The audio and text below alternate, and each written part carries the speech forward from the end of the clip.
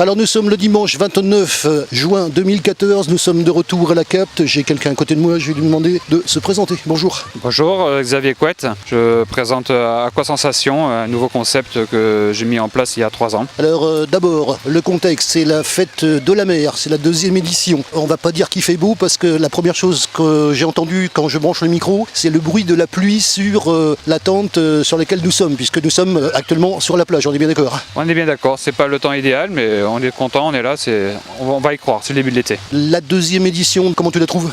Bien, c'est toujours aussi chaleureux, toujours plein de gaieté sur la plage, mais bon, le temps n'est pas là. Alors moi je me suis arrêté parce que d'une part je pense que ce que tu vas nous parler ça mérite un sujet et c'est quand même un engin assez extraordinaire. Alors moi je pensais qu'un jour ça arriverait parce que c'est d'ailleurs ce qui m'a interloqué quand je suis arrivé ici. Je me dis un jour ça arrivera ça et peut-être qu'on a vu ça d'ailleurs peut-être dans les James Bond, va savoir. Moi j'ai trouvé un nouveau concept qui est bien sympa, qui va intéresser plein de personnes pour se balader en mer, en surface, avec un petit propulseur très compact, très léger, ça pèse que 5 kg et ça permet de se mouvoir dans l'eau d'une facilité impressionnante et d'apprécier les fonds marins en toute aisance. Alors justement cet engin, appelons-le comme ça d'ailleurs, comment ça se présente?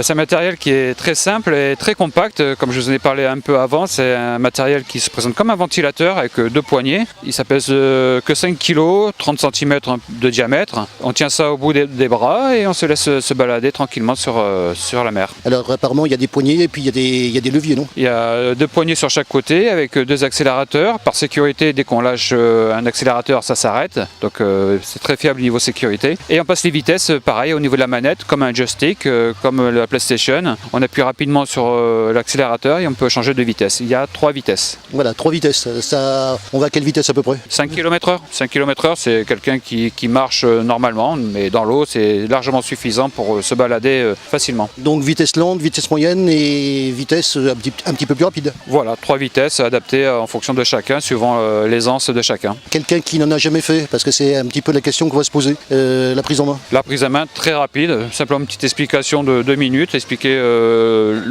l'engin et puis tout se passe bien. Les enfants à partir de 10 ans, ils peuvent se mouvoir dans l'eau. Alors je cherche mes questions, hein, je vais pas le cacher. J'en ai une comme ça qui me vient donc à l'esprit. Ça marche comment? Ça marche aux piles au lithium, c'est pour ça que c'est très compact. Avant c'était des piles, des batteries en plomb, et là maintenant c'est les batteries en lithium, comme vous avez sur vos portables ou sur vos téléphones. Appareil photo aussi? Appareil photo, donc c'est très compact et ça se recharge au bout de 2 heures, 2 heures et demie. Et ça a une autonomie de 30 minutes à 45 minutes, suivant bien sûr le poids de chacun et les vitesses qu'on enclenche. Alors là on est donc en démonstration donc à la fête de la mer à la Capte pour ce dimanche, et à part ça, si on veut trouver cet appareil, comment on peut le trouver? Alors cet appareil se trouve uniquement sur réservation. Vous venez soit sur la plage du Four à Chaud, à la Madrague, sur le bout de la presqu'île de Gien, et je me déplace sur réservation, et là je fais ma prestation dans une crique qui est magnifique, avec des fonds marins idéaux, et c'est très beau à faire et à voir. Est-ce qu'on a justement l'espoir, lorsqu'on a conçu un appareil comme celui-là, de pouvoir le développer ensuite? Oui, bien sûr, le matériel va évoluer, j'espère avec des vitesses supérieures, peut-être encore plus compact, l'autonomie aussi qui va évoluer, donc c'est pas encore dans l'immédiat, mais c'est un projet, il y a des prototypes qui sont en cours.